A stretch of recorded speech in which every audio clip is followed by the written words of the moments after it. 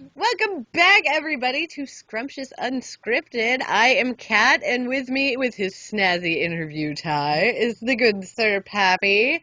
I And need better lighting or a brighter tie. you gotta get some contrast going on. You could just be pasty porcelain like myself, where everything is contrast, because it's not death. Uh, But yeah, so welcome to part 2 of the FanExpo experience, i.e. I tried to persuade the good Sir Pappy that he totally wants to come to FanExpo next year. I got to get a passport. It's not that hard. You got a year, son. I do got a year. You got the year. But I'd have to skip Mag Classic if there's one next year. I see nothing wrong with this. Yeah, at this point, neither do I. But that's a topic for another time. So, Saturday happened, and Saturday was freaking sweet. So how do we start off Saturday? Well, Saturday I started off, if I'm honest, I started off with 3 hours of me trying to glue one false eyelash on, because the other one went on fine.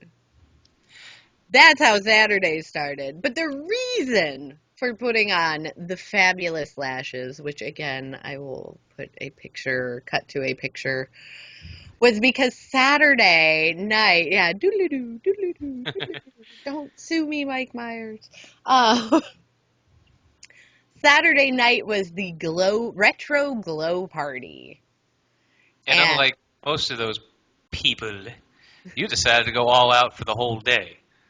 well, yes, because the hotel that I was staying at that Friday night and Saturday night was in fact 8 blocks away, which worked out to be roughly a mile and a half by foot.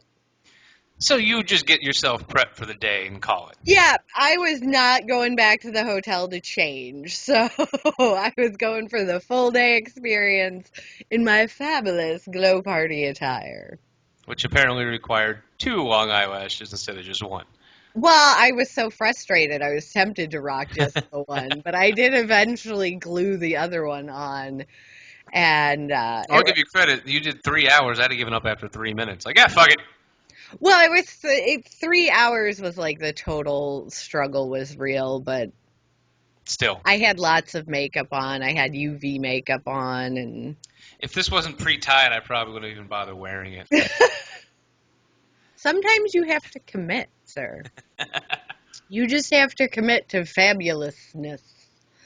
Anyway, so yes, so I was in my glow party attire the whole day.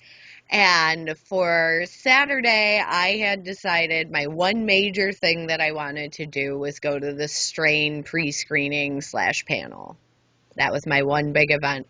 And I know it might not sound like I did a whole lot at this convention, but when you're at conventions like this, there's like 6 to 8 things going on at the same time, and you really just have to prioritize You got to pick and choose, what you yeah. want to do. Because I had at Dragon Con years ago, I had to leave the MST3K panel early to get in line for the other panel.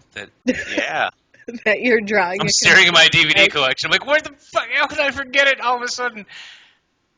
Uh, yeah. It was a great panel too. That great panel about that thing with those It'll come to me guys. once. It'll come to me once you start talking, like 5 minutes from now. But like, Venture Brothers, yeah, the Venture Brothers panel. Yeah, there we go. With the So sometimes you mark. have to make those hard decisions. Like, do I want to stay for MST3K? Do I want to miss the Venture Brothers? Do I want to try and do both? Yeah, and the bigger the convention, the more those choices start to happen because they get bigger guests and more of them. Yeah, and for me, I just picked, as I say, this was vacation con. So I picked one thing each day that I really had to make it to. And if you look behind her, you can kind of get that feeling that we're going for more of a horror bent here. So if you give this woman her choices, she's going to go for blood and guts. Every time, every time. Saturday, I started Saturday morning. I went to the Anchor Bay booth. Where you got into a little bit of trouble. I did. I might have put some Anchor Bay movies on blast last year on my Twitter during the Halloween season. And they might have remembered that and my face, apparently. No, it's a little more complex than that. They had a photo booth, which actually, ooh, hold on. I have that one right here. Maybe. Just 88. admire Ash while you wait. Yeah, just admire Ash. And actually, it must have gone on Friday because actually I'm looking at what I'm wearing in the picture. So they had a photo booth and they would print you a hard copy, which was super cool actually, for free. Or they would send it and put it on your Twitter. So I put in my Twitter handle, and apparently that raised some red flags all NSA style in their damn booth. Because the next thing I know, a gentleman's coming up and he's like, I know you. Like, That makes one of us. yeah, I'm not. Come again? And so, yeah, so I got to have some at-length discussion. I won't go into too many details, but yeah, I got to have an at-length discussion, and they were very anxious to hear my feedback on why I said what I said. And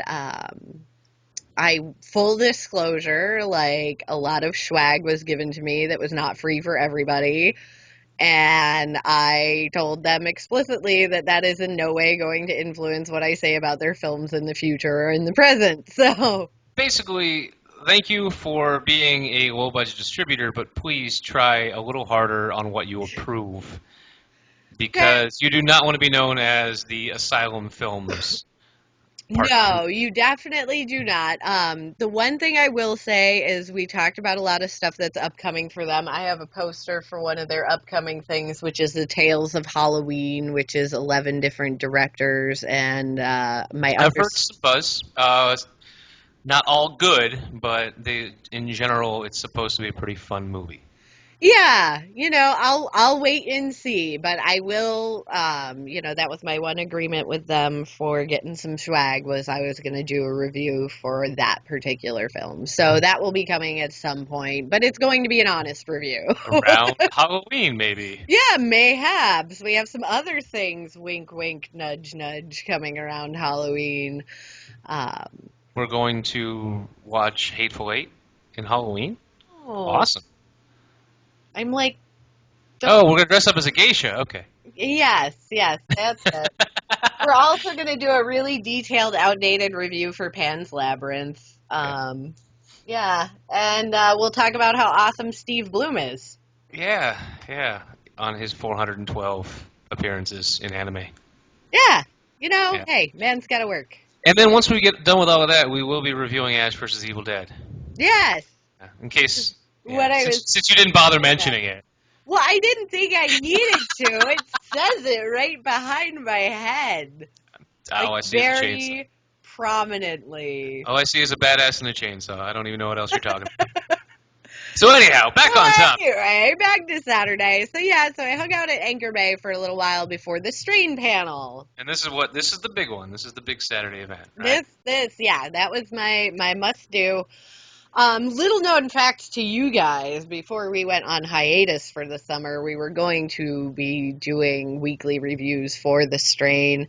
I got Pappy into the Strain sometime shortly before season 2 was Like going to a week start. before. It's like, Yeah. hey, it's before, maybe you should watch it. I ate it up, and unfortunately, life happened that week to the point where we weren't even really able to get together to do anything for about a month and a half after that. So Yeah, and at that point we had really missed the ball with it. I mean, we can probably go back and do like a season 2 wrap up and a general why you should be watching this show. which would be more advertisement than Then FX gives them, which is the network that hosts the Strain. But we'll get to that. So yeah, so I went to the screening and the panel, and let me just say, impressed at the convention center up there because it was a full-blown theater. Like, it had a balcony, it had a mezzanine, like, Love me some mezzanine. Yeah, I mean, but it was a full-blown theater, like, just in the convention center. That convention center is so big. I probably only saw, like, 10% of it. But Damn.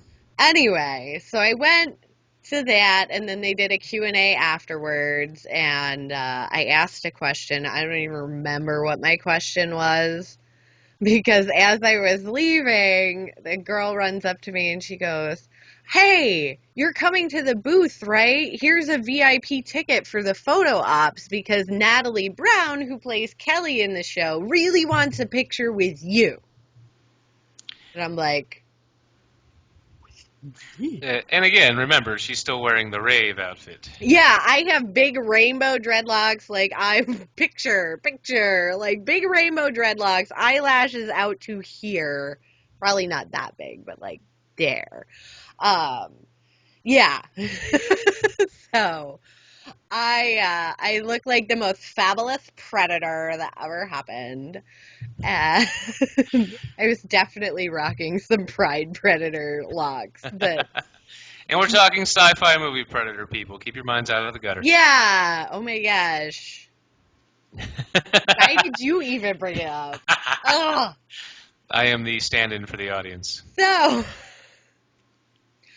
I went down to the booth where they had an 8.5 foot tall, like resin sculpture of the master from the show, which was Which is really about cool. real size. Yeah, that was really cool. And they had her there, and they had Miles, who is one of the producers slash writing consultants for the show. And yeah, I showed up and it's just, oh my God, yes, come here. Like pictures, pictures. So after, I think like 30 minutes of the shuffle of like, no, use my phone. No, use my phone. And then the FX actual like network people going, oh, can we use your picture for like promo stuff for us being here? I had a chance to banter with the two of them. And one of my biggest gripes was like, why am I individually on a person-to-person basis selling people on this TV show that they know nothing about, and you just got renewed for season 3, which congrats. But like you're Yeah. going into season 3 production and nobody knows about this. Like, what's up with that? And both Natalie and the producer were like, yeah, you can go tell that guy over there because he's the network rep exactly how you feel about this. So It's I very weird did. that we have a decent horror style TV show Yeah. that's honestly doing very well in terms of review. It's got a very high audience score, but it's got a very low audience number. Yes. So that's the weird thing, absolutely. Because you look at stuff like American Horror Story, where everyone says, "Oh yeah, it took a dip in quality, like big time," but it still gets advertised out the wazoo. And the only time I ever saw commercials for The Strain was when I was watching it on Hulu, and they would show me a damn commercial for the show before the show because fucking Yeah. Hulu. Hey, you're interested in watching this show? Let me show you an ad for this show. But no, like I found out that the season premiere was happening for season 2, I think 3 days before it aired. 3 or 4 days. Yeah, yeah. Because I Because had you were like, called "Oh, it's." you and was like, Because you were saying like it's coming on soon, you should check it out. It's supposed to be this upcoming month, and then all of a sudden you're like, oh, it's like Sunday. yeah, surprise, it's like tomorrow. Um, So anyhow, yeah. So you yeah, got to give the guy so an earful. I did. I got to give so many people an earful on Saturday while I was looking so fabulous. Well, let's move on to some of those other people then, because I've already run a few minutes fast. Oh no. Oh no. Oh no. Let's see. Well, I did get to bump into Robin Lord Taylor from Gotham, which, by the by, just watched the premiere of that for season 2. Like, super thumbs up. I'm so into that show. And he's a really cool guy. You And who know, is that again? he plays the Penguin. He plays the fabulous Penguin, but he's a really chill, down to earth guy. I imagine you have to be like the opposite of that kind of character to stay sane. Like when you play somebody who's just that like Kind of whack. nutso. Yeah. Yeah, you got to be the opposite of that if you want to have any kind of normal life. No, he was super cool. And then pretty much that was my last kind of event there. I did some shopping and bumped into, some other booths and stuff and found some neat swag and other things that I have pictures from. Um, but then it was glow party time, which leads me to my two favorite ladies that I met there, which is Miss Doris and Kelly. They are sisters, and they are aged 52 and 60 respectively. And they are freaking awesome. Like, oh my God, they can party harder than anybody I know. Like, you're talking about feeling old. Like, they made me feel old because they're like, what do you mean you're leaving? It's only 4 in the morning. Like, yeah, no, it's cool. But yeah, the glow party was super fun. And I went to another round of speed dating and saw at least 6 or 7 guys from that at the glow party because it was like, what are you dressed up for? And it's like, glow party. They're like, there's a glow party? Yes, and you should totally go. So yeah, I got a lot of people in the door for that, but it was super fun. And like the music was a little questionable at sometimes. Dubstep. No, they mashed up the Doctor Who theme and jock jams. Yeah, I no. still don't know how I feel about that. Sometimes a mashup can be really cool. And sometimes And sometimes you're sitting there going, wait a minute. Yeah, I showed some coworkers on Saturday the Lil Jon Lazy Town mashup. That, when you talk about a mashup that didn't need to happen until you see it, and then you realize that it had to happen. Yeah. No, this was it was a very weird moment. I have a video of it. I can possibly splice in a clip from that. Because, yeah, I was just like, am I hearing this right? Twitter video. So any other bump-ins, run-ins, or events that happened on Saturday that you want to talk about? Yeah, I want to thank the amazing pizza delivery guy who brought me pizza at 5 o'clock in the morning. You're a gem. And I also want to condemn whoever stole my girlfriend who I was with, Amy's sneakers in the lobby while we were paying said pizza I'm man. going to assume there were drugs involved because no normal person walking down the lobby at 5 a.m. goes, "Oh, hey, worn shoes." Yeah, Take them hey, with you. somebody's sneakers sitting here next to a bag full of like hundreds of dollars of merch she had bought all day. Well, Like, thank God they only took the shoes. yeah, it was, small blessings, but still, like, bitch, who takes some shoes? People So were. that was weird, but yeah, no, we had a really awesome night with Doris and Kelly, and like totally going to party with them next year, like, or Next just time, hang go to out. Canada. Yeah. Oh man, they were awesome people. But yeah, that leads us to Sunday. Sunday, Sunday, Sunday. So I don't know where we're at for time. Should we wrap this one and? Yeah, you've gone 20 minutes. Haha. All right. You're welcome. Thank you. See, so on track though. And I'm probably forgetting a ton of stuff, but anyway. Well, thanks everybody for watching this Saturday recap. We have one day left of FanExpo awesomeness to share. And I totally forgot what I was going to say. Shit. Bye. Bye, everybody. Stay tuned for part 3. If you've kept with it this long, just keep going. That's what she said. See you next episode.